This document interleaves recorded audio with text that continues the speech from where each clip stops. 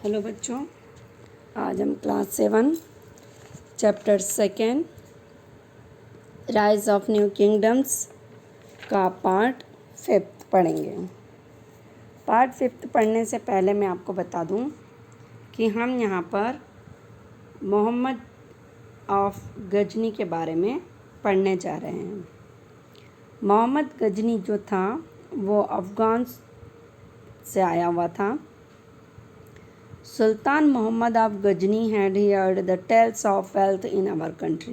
मोहम्मद गजनी ने हमारे इंडिया के बारे में यानी हमारी कंट्री के वेल्थ के बारे में यानी हमारे यहाँ जितना धन दौलत है इसके बारे में उसने बहुत अच्छी तरह से सुन रखा था। दैट वाज अफ़गानिस्तान से नेबर, क्योंकि पहले पाकिस्तान इंडिया से अलग नहीं था, तो हमारा जो नेबरिंग कंट्री था वो अफ़गानिस्तान था। बीच में पाकिस्तान था ही नहीं, इंडिया था वो। तो Afghanistan neighbour that country was none other than India. Mohammad had extended his control over parts of central Asia. उसके पास पूरा सेंट्रल एशिया का कंट्रोल पावर था। Iran and north western part of the subcontinent, इसके अलावा नॉर्थ वेस्टर्न पार्ट और उसके सब कॉन्टिनेंट में भी उसका आधिपत्य था। He wanted to make Ghazni which is now in Afghanistan the most powerful kingdom. He needed a large army and a lot of resources and wealth of that. वो इतना बड़ा जब शासन करना चाहता था तो इस सब शासन करने के लिए उसको एक बहुत बड़ी सेना की भी आवश्यकता थी। इस सेना को बनाने के लिए उसे बहुत सारे पैसे की आवश्यकता थी, इसलिए उसने ही needed a large army and lot of resources and wealth for that. He was aware of the wealth of the kingdoms of northern India. तो उसने हमारे यहाँ की संपन्नता को देखा। कहाँ की? नॉर्थन इंडिया की संपन्नता को देखा। ये संपन्नशाली देशों में था इंडिया, पहले बहुत ज़्यादा संपन्न था। Money was required to raise a large army, क्योंकि किसी भी आर्मी को बनाने के लिए बहुत सारे पैसे की ज़रूरत होती है और उसी पैसे को जुटाने के लिए मोहम्मद गजनी इंडिया आया था। He led the first invasion to get hold of the wealth in India. उसके बाद उसने सबसे पहले इंडिया की संपन्नता को देखकर it was not difficult for Mohammad to invade India, यानी इंडिया पर आक्रमण करना उसके लिए कोई बड़ी बात नहीं थी। क्यों बड़ी बात नहीं थी? क्योंकि डिसयूनिटी, हमारे यहाँ पर यूनिटी नहीं थी, एकजुटता नहीं थी। Among the rulers made Mohammad task easier, इसलिए मोहम्मद गजनी का जो टास्क था वो बहुत ईजी हो गया था। He raided India 17 times between 1000 AD to 1025 AD, यानी उसने 1000 AD से 1025 यानी 1025 AD तक कितनी बार आक्रमण करा? 17 टाइम्स यहाँ पर आक्रमण करा। He defeated the ruler of the northern western India and plundered cities, places and temples. उसने यहाँ के बहुत सारे सिटी और टेम्पल्स को डिफेटेड करा। ही रेड ऑन सोमनाथ टेम्पल्स, उसने सोमनाथ टेम्पल जो गुजरात में है उस पर आक्रमण करा। इनका Thevar was the most famous red, वहाँ की जो सबसे महत्वपूर्ण रेड है यानी कि आक्रमण है वो बहुत फेमस है। The temple was demolished and its wealth carried back to Ghazni. Somnath temple के बारे में कहा जाता है कि बहुत धन है उस मंदिर में और उसने उसे बहुत लूटा है। The temples was demolished and its wealth carried back to Ghazni. Much of the wealth from India was used to create a capital city of Ghazni.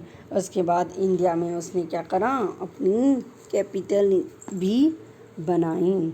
Mohammad was successful because he was a well organization general. Mohammad Ghazni सफल हुआ क्यों? क्योंकि वो well organisation चलाता था, यानी एक तरीके से शासन को उसने चलाया था। He plan and advance and took care of all the needs of his soldiers। यानी वो अपने यहाँ के सोल्जर की यानी प्लान जो करता था वो एडवांस प्लान करता था, यानी आगे से आगे प्लान करता था, और अपनी आर्मी का अपने सोल्जर का भी ज़रूरत का वो ध्यान रखता था और उनकी परवाह भी करता था। Who were to march from Afghanistan to India, और वो अपनी सेना को अफ़गानिस्तान से इंडिया भी लेकर आया। He was very quick and came year after year. इस तरह से साल पे साल ऐसे बीतते गए। Giving little time to the rulers of northern India reorganise themselves. Sultan Mohammad patronise a scholar Al Biruni. Underline कीजिए बेटा अल बरूनी पे। अल बरूनी इसके समय का कवि। He wrote an Arabic account called किताब ए हिंद। उसने जो अरबिक भाषा में लिखी है उसका नाम है, अल बरूनी ने लिखी है किताब ए Hind, which is detailed account of the Indian subcontinent and the invasion. It is important source for the historians. उसने जो किताब लिखवाई है, अल बरूनी ने जो किताब लिखी है वो हिस्टोरियन के लिए बहुत हेल्पफुल है। काहे के लिए? इंडिया के बारे में, उस समय के बारे में जानने के लिए। आफ्टर मोहम्मद डेथ, मोहम्मद साहब की डेथ होने के बाद, जो मोहम्मद गजनी है उनकी डेथ होने के बाद 1030 AD, his successor showed no interest in India. अब आगे हैं मोहम्मद गोरी। अब मोहम्मद गोरी के बारे में पढ़ेंगे अपन। Mohammad Ghori was also an invader. Mohammad Ghori भी आक्रमणकारी था। इन्वेडर मतलब आक्रमणकारी होता है बेटा, है ना। वो march across the mountain passes in north west to reach India. वो कहाँ से आया था? पहाड़ों को लांघता हुआ कहाँ से? नॉर्थ वेस्ट से इंडिया पहुँचा था। As his name suggests, he was from Ghor, a small kingdom in present day Afghanistan. वो अफ़गानिस्तान का एक छोटा सा स्मॉल किंगडम का गोर जो है, स्मॉल किंगडम जो प्रेजेंट डे में आज अफ़गानिस्तान है, वहाँ से आया था। Actually the ruler of Ghor was a vassal of Mohammad Ghazni. However with Muhammad death, his dynasty declined, and Muizzuddin Muhammad took advantage of this situation। उसने इस सिचुएशन का फ़ायदा उठाया मोहम्मद गजनी की मौत का। उसके बाद इस सिचुएशन में एंड मेड गोर इंडिपेंडेंट, और गोर इंडिपेंडेंट हो गया, स्वतंत्र राज्य हो गया, क्योंकि पहले इसके पहले जो मोहम्मद गजनी था ये उसके अंडरटेक वर्क करता था। He went a step ahead and established control over all गजविन टेरिटरीज, यानी उसके पहले पूरा गजनी के अंडरटेक था। विद द मुइज़ुद्दीन मोहम्मद और Mohammad Ghori became powerful and checked out his ambition to conquer as well as plunder for wealth। इस तरह से उसने अपनी एम्बिशन को, महत्वाकांक्षा को पूर्ण किया और वह इंडिया में आ गया। He attack and conquered Multan in 1175 AD, in 1178 AD। इसके बीच में उसने इंडिया पर अटैक किया। He was defeated by the ruler of Gujarat. After this setback, he based himself in Punjab. From there, he prepared himself for the campaign towards Delhi and Ganga Valley। उस समय जो campaign चालू करा इसने दिल्ली और Ganga valley के पास के इलाकों में।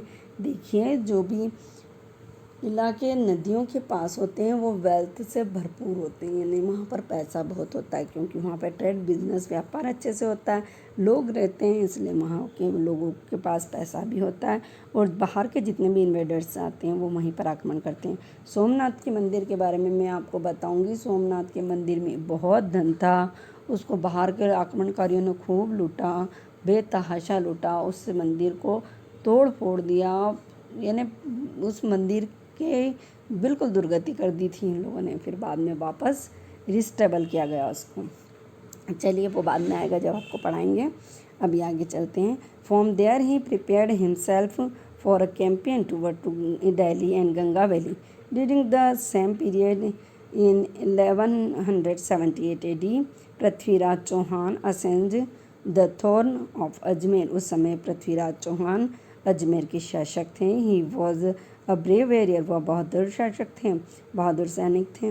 ही defeated the Chandels and occupied Delhi. उन्होंने चंदेलों से क्या लिया था? दिल्ली लिया था। But the ruler of Gujarat defeated Prithviraj Chauhan. So Prithviraj turned his attention towards Punjab and Ganga Valley. These two powerful king Prithviraj and Muhammad Ghori wanted to the control of Punjab and Ganga Valley. ये दोनों ही क्या चाहते थे कि Ganga valley और पंजाब पर उनका आधिपत्य हो। This conflict resulted into two battles that took place in Tarain in 1191 and 92. इसके ये जो इन दोनों की महत्वाकांक्षा थी गंगा वैली पर और पंजाब पर अपना आधिपत्य होने के लिए, इसके लिए युद्ध हुआ, लड़ाई हुई, बैटल हुआ, जो तराइन के युद्ध के नाम से जाना जाता है, जिस 1191 और 1192 AD में हुआ। This is popularly known as the first and second battle of Tarain. Please बेटा अंडरलाइन कीजिए 1191 और 1192 popular known as first and second battle of Tarain. ठीक है, अब अपन आगे चलने से पहले मैं आपको अब ये आपके है कि आपको ये टिक द करेक्ट आंसर यहाँ पे है। What was common between Mohammad Ghori and Mohammad Ghaznavi? Option है both were invaders from the north west, both had an eye and India's wealth, both A and B. आपको इस पर टिक लगा के देना है, नहीं तो जब मैं सेकंड इसके बाद जो वीडियो बनाऊंगी उसमें पहले इसके आंसर आपको फिल कराऊंगी, फिर आप आगे करना। पहले आप करने की कोशिश कीजिए। Who patronise अल्बुरिनी? अल्बुरिनी किसके इसमें था? देखो अभी अपन ने पढ़ा है, आप थोड़ा सा ध्यान देंगे तो आपको पता लग जाएगा कि किसके समय में था। ठीक है, अब इसके बाद बेटा जब बैटल्स ऑफ तराइन अब अपन नेक्स्ट वीडियो में पढ़ेंगे। ओके बेटा, बाय।